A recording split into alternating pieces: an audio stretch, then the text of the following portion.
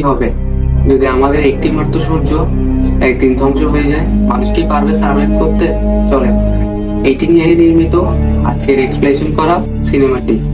চলুন বেশি দেরি না করে আমাদের এক্সপ্লেনেশন শুরু করা যাক।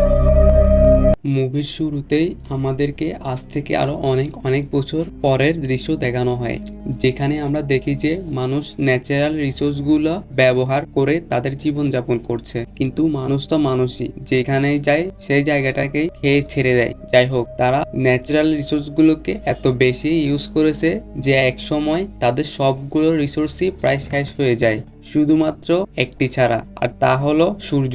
মানুষ এখন এই সূর্যের মাধ্যমেই সৌরবিদ্যুৎ দিয়ে শক্তি উৎপন্ন করছে এবং সেই শক্তি তাদের দৈনন্দিন কাজে ব্যবহার করছে। যাই হোক, গল্পের শুরুতেই আমরা আমাদের নায়ক ইয়ংকে দেখতে পাই। সে সকালে ঘুম থেকে উঠে এলসার সাথে কথা বলছিল।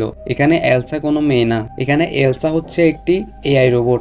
এরপর সে তার ব্রেকফাস্ট শেষ করে এবং তার অফিসের কাজ নিয়ে বসে।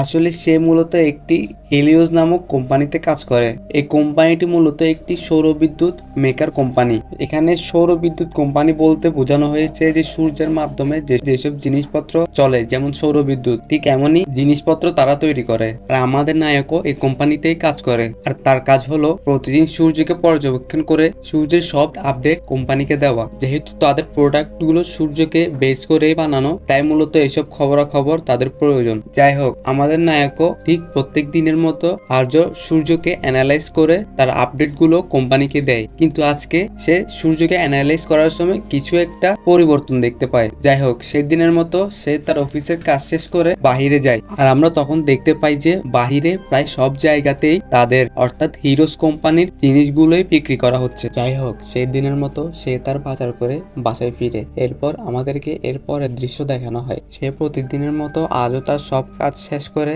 সূর্যকে পর্যবেক্ষণ করছিল, কিন্তু হঠাৎ সে লক্ষ্য করে সূর্যের আলো কেমন একটা যেন নিভু নিভু করছে। সে এটি ভালোভাবে দেখার জন্য তার পাশের বাসায় যায়। তখন আমাদের সর্বপ্রথম আমাদের এই সিনেমার লেডি ক্যারেক্টার এর সাথে দেখা হয়। যাই হোক, সে সেখানে গিয়ে দেখতে পায় যে সূর্যের আলো ক্রমশ কমে আসছে, আর কিছুক্ষণের মধ্যেই সূর্যটা নিভু নিভু করতে করতে একসময় বিস্ফোরিত হয়ে যায়। তখন আমাদের নায়ক তাড়াহুড়া করে তার এআই এর কাছে যায় আর তাকে জিজ্ঞাসা করে সূর্য বিস্ফোরিত হয়ে গেছে, এখন আমরা কি করব? তখন তার এআই বলে, সূর্য বিস্ফোরিত হলেও পৃথিবীর টেম্পারেচার যেভাবে কমার কথা ছিল সেইভাবে কমছে না। এভাবে টেম্পারেচার কমতে থাকলে আমরা আরো আগামী এক সপ্তাহ পর্যন্ত সার্ভাইভ করতে পারবো। তখন নায়ক তাড়াহুড়া করে তার সব জিনিসপত্র নিয়ে তার বসের সাথে দেখা করার জন্য রেডি হতে থাকে। আর ঠিক তখনই আমাদের নায়িকা সেখানে চলে আসে, তাকে বলে তাকে তার বাবা মার কাছে দিয়ে আসতে। সে যেহেতু একলা মেয়ে, তাই তার ভয় করছে। কিন্তু প্রথমে আমাদের নায়ক তাকে হেল্প করতে রাজি না হলেও পরবর্তীতে যখন জানতে পারে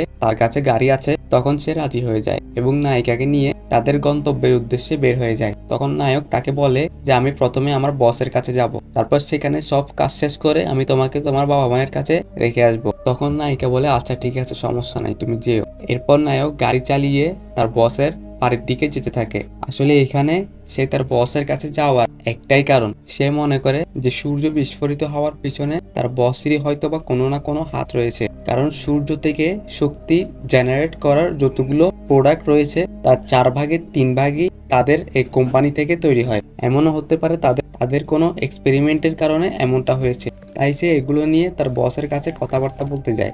যাওয়ার সময় রাস্তায় তারা অনেক জ্যাম পায়, কারণ এই ঘটনা দেখার পর প্রায় সবাই চিন্তিত হয়ে রাস্তার মধ্যে ছুটাছুটি করছিল। তাও তারা অনেকক্ষণ জাম ঠেলে তার বসের বাড়ির কাছে যায়, আর সেখানে গিয়ে দেখতে পায় যে তার বস এই বিপদের মধ্যেও পার্টি করছে। এটি দেখে সে শিওর হয়ে যায় যে এখানে এই ঘটনার পিছনে হয়তো বা তার বসেরই কোনো হাত রয়েছে। কিন্তু এটির ব্যাপারে যখন সে তার বসকে জিজ্ঞাসা করে, তখন তার বস তাকে বলে যে এর পিছনে তার কোনো হাত নেই। তখন আমাদের নায়ক বলে, তাহলে আপনি এত শান্তশিষ্ট এবং খুশি কিভাবে রয়েছেন এমন বিপর্যয়ের সময়? তখন সে বলে, আমাদেরকে তো একদিন না একদিন মরতেই হবে, তাহলে কেন আমরা আমাদের শেষ সময়টা দুঃখ করে কাটাবো? আসলে এখানে সিইওটা পুরো আমারই মতো, আমারও চিন্তা ভাবনা ঠিক এরকমই। মারা যখন যাবোই তো তাহলে এত চিন্তা ভাবনা কিসের? যতক্ষণ বেঁচে আছি চিলের উপর থাকবো। কিন্তু তারপরেও আমাদের নায়ক সেটি বিশ্বাস করতে চায় না এবং জোরাজুরি করতে থাকে যে এই বিস্ফোরণটি আপনার জন্যই হয়েছে, আপনি এখন আমাদেরকে সলিউশন দিন। তো তখন নায়কের অনেক জোরাজুরিতে সেই কোম্পানির সিইও তাকে বলে এখানে তার কোনো হাত নেই, এর পিছনে মূলত একটি সিভিলাইজেশনের হাত রয়েছে। তারা মূলত বিভিন্ন গ্রহকে ধ্বংস করে তাদের জন্য শক্তি উৎপন্ন করত। আসলে এখানে সিভিলাইজেশন বলতে মূলত এলিয়েনদেরকে বোঝানো হয়েছে। তারা প্রায় অনেক বছর ধরেই এরকম গ্রহকে ধ্বংস করে তাদের জন্য শক্তি উৎপন্ন করছিল, আর এখন তারাই মূলত আমাদের সূর্যকে ধ্বংস করে ফেলেছে। যাই হোক, এরপর আমাদের নায়ক কথাবার্তা শেষ করে নায়িকাকে তার বাবা মার কাছে দিয়ে আসার জন্য তার বাড়ির উদ্দেশ্যে রওনা হয়। এরপর তারা যখন সেই জায়গায় যায় তখন তারা দেখতে পায় তারা সেখানে যেতে প্রায় অনেকটাই দেরি করে ফেলেছে। তার বাবা মা আর বেঁচে নেই। এখানে তার বাবা মা সূর্যের কারণে মারা যায়নি। আসলে এখানে কিছুক্ষণ আগে একদল ডাকাত এসেছিল এবং তারাই তাদের বাসার সবকিছু লুটপাট করে তার বাবা মাকে মেরে চলে যায়। এই দৃশ্য দেখে নায়িকা অনেকটাই ভেঙে পড়ে এবং সেখানে কান্না করতে থাকে। কিন্তু তখন আমাদের নায়ক তাকে সান্ত্বনা দিয়ে বলে, তুমি তো তোমার এইটুক সময় পর্যন্ত তোমার বাবা মাকে সাথে পেয়েছো, কিন্তু আমি তো আমার ছোটবেলাতেই আমার বাবা মাকে হারিয়ে ফেলেছি। ছোট থেকেই আমার সঙ্গী বলতে শুধু আমার এআই রোবটটাই ছিল, কিন্তু সেও প্রায় বন্ধের পথে। তাকে চার্জ না দেওয়ায় তার ব্যাটারিও বন্ধ হয়ে গিয়েছে।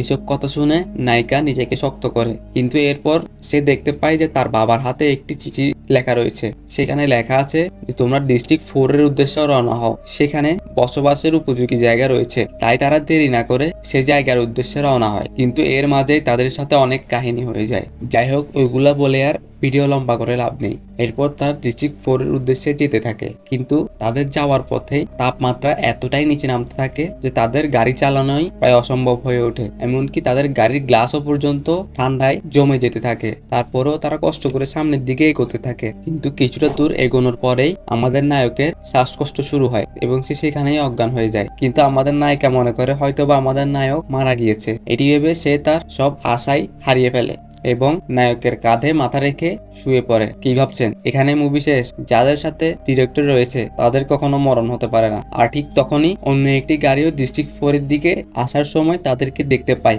এবং চেক করে দেখে যে তারা দুজনে বেঁচে আছে। তখন তারা তাদের দুইজনকে রেস্কিউ করে তাদের সাথে নিয়ে যায়। আর এখানেই আমাদের মুভিটি শেষ হয়ে যায়। যদিও মুভিটি সম্পূর্ণ কাল্পনিক, কিন্তু মানুষ যদি এমন ভাবে চলাফেরা করতে থাকে ঠিকই এমন একদিন আসবে যে দিনে মুভির মতোই সবার অবস্থা হবে। তো যাই হোক, সবাই সবার জায়গা থেকে সঠিক থাকার চেষ্টা করবেন। দেখা হবে পরবর্তী ভিডিওতে। আল্লাহ হাফেজ। আর হ্যাঁ, সাবস্ক্রাইবটা যদি না করে থাকেন, আপনার যদি ইচ্ছা হয়ে থাকে তাহলে করেন, আমি আপনাকে জোর করবো না। আল্লাহ হাফেজ।